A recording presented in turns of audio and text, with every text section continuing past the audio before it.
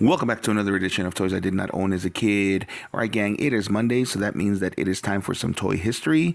Last week, we did some history of a short history of Bumblebee, and we talked about how Bumblebee became Bumblebee's Prime during Transformers the movie, and how he became the leader of the Autobots after the Matrix was passed down to him by Optimus Prime. For the last 3 seasons of the Transformers cartoon. So somebody on one of the platforms, the YT platform, at Quillimus stated, "I hated when Bumblebee became leader and then stole Soundwave's cassettes." So yeah, most of us did. Usually because of what they got turned into. So they turned them from cassettes into these little tiny vehicles. They called them Minicons. And actually, I don't mind this one because this one looked really, really cool. This is, of course, Ravage. And they turned Ravage into this really cool robot version instead. And they gave him that little kind of Optimus Prime looking sculpt, but he was supposed to be the most loyal to Soundwaves, so they kind of made him look a little bit like Soundwave. However, he doesn't turn into like a little mini cassette player or a little boombox or anything like that. They just gave him those speakers. He turns into this weird truck. Not a weird truck, but he turns into a truck, basically. And that never made any sense. I mean, this was supposed to be a futuristic version of everybody, and everybody was turning into futuristic vehicles. Even the Earth vehicles were supposed to be futuristic, and instead they made him turn into this contemporary looking truck. Now, of course,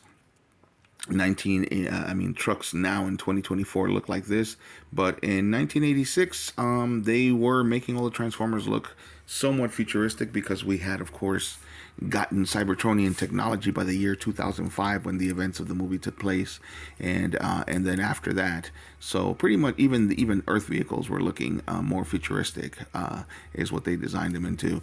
So that was, of course, what they turned Ravage into. And what they turned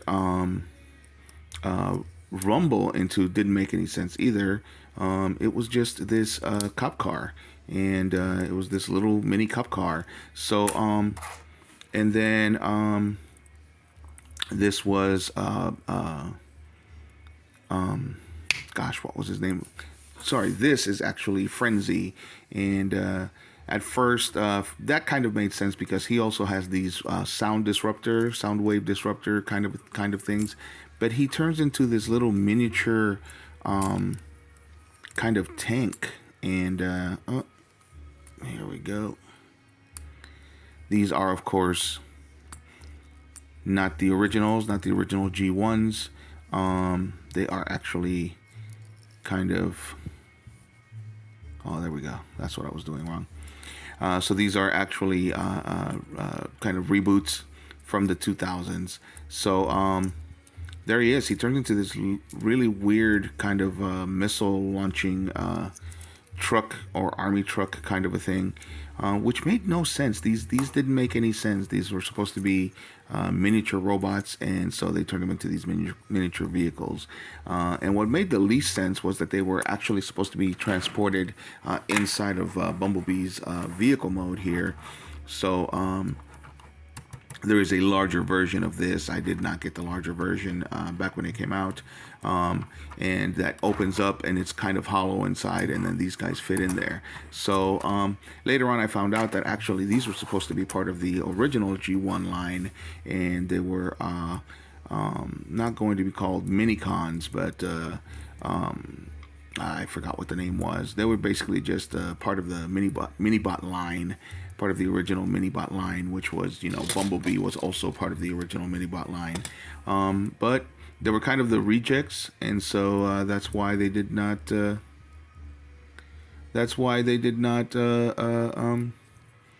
Get released originally. So they basically took some molds that already had been made and reintroduced them, or rather introduced them for the first time. So they were basically mini-bot rejects, and they just gave them those names. Hasbro apparently has always been up to those tricks. But then, of course, they were re-released as part of G2, the G2 toy line, as Target Masters, two of them anyway. And this guy right here was one of those. So basically, if we put down his arms here and then we split him in half,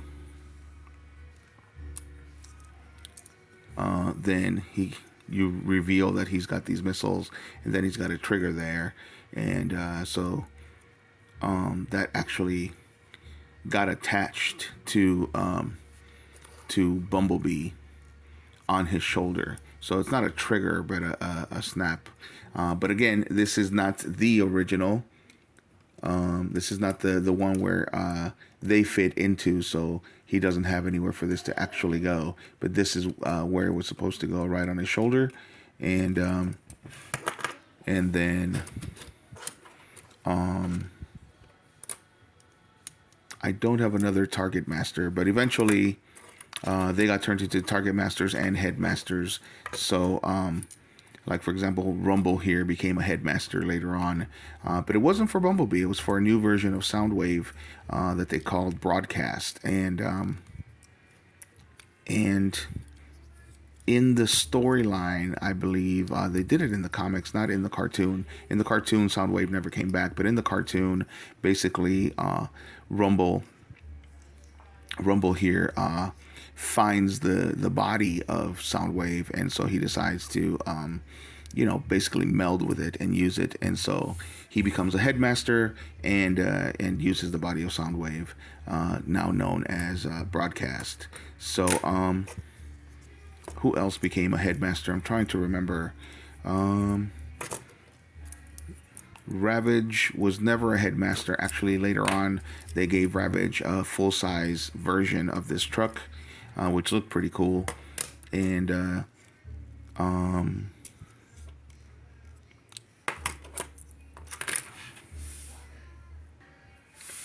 but of course, the most disappointing was Laserbeak here, because they turned Laserbeak into a tank. I don't remember what they turned Ratbat into, or Buzzsaw. But these were the four major ones that we saw in the cartoon. So there we go. This is what they were originally turned into. Eventually, of course, Laserbeak does get turned into a jet, and this is the repaint right here. I don't own an original one because they're too expensive to get. But yeah, so that's the reason why most of us were disappointed. Not necessarily because of the fact that Soundwave dies defending his little cassette guys from the Return of Unicron, when Starscream's ghost possessed a bunch of Decepticons in order to try to get Unicron's body rebuilt, so Soundwave was one of the ones that tried to get that Starscream tried to possess, but for whatever reason he was immune to being possessed by Starscream's ghost, and he actually sacrifices himself in I believe it was season 4 of the cartoon. So he sacrifices himself, defending the cassettes, because they were going to be used for parts for Unicron. So he actually sacrifices himself, and he tells Bumblebee to take care of them for him. And so they fight together, and they defeat Megatron. And that's the episode, the four-parter, where Bumblebee actually talks Starscream's ghost into trying to take over his body, and then erases the memory banks. And then after he does that, he keeps his promise to Soundwave, and he takes the cassettes under his wing.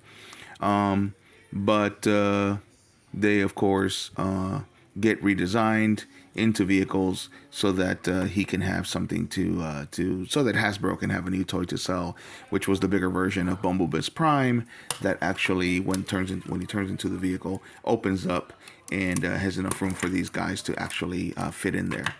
Now, again, why they didn't just go ahead and use new designs, I don't know. Maybe I honestly don't know. I just know that these were the old designs that were basically rejects for the mini-bots, and they called them Minicons because, of course, they used to be Decepticons, and now they were part of Bumblebee's team. But they were also part of the reason why the rest of the Decepticons actually joined the Autobots, and by the end of the series, they were all together. And sure enough, Bumblebee was the one that brought them all together. Till all are one was a saying until the end, until that final episode when all of them were together. And there was nobody else left to fight. They gave us a good ending. But again, most of us were disappointed in the mini-bots. So that's it. Yeah, I definitely agree. Quillimus, we all hated it, but it was only because of the new versions that they gave them. I don't know what would have been better. In my opinion, it would have just been better if they would have turned them into different types of vehicles, something that matched more of the aesthetic of the new Bumblebee Prime. And of course of all of the other new Transformers. But they did what they did, and eventually we got reboots where they looked a little bit better.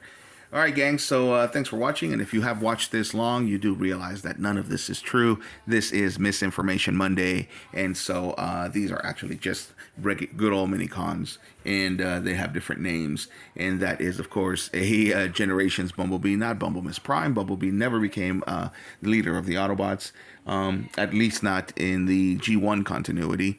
And so I definitely would have preferred that to Hot Rod becoming their leader. I almost said our leader, but their leader. So let me know what you guys think of my made-up history in the comments. And if you like the video, hit a like. And if you like the content, as always, subscribe. And thanks for watching, gang.